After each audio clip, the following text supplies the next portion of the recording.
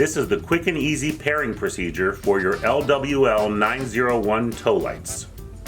First, make sure the units are fully charged. Second, start your vehicle and turn the headlights on. Third, plug the wireless transmitter into the receptacle on your vehicle. Fourth, push the power button on both light units. You will see the 4 blue battery indicator LEDs and 1 white power indicator LED. Fifth, let the units sit for about a minute until the battery indicator LEDs turn off. You should now see only the 1 white power indicator LED illuminated.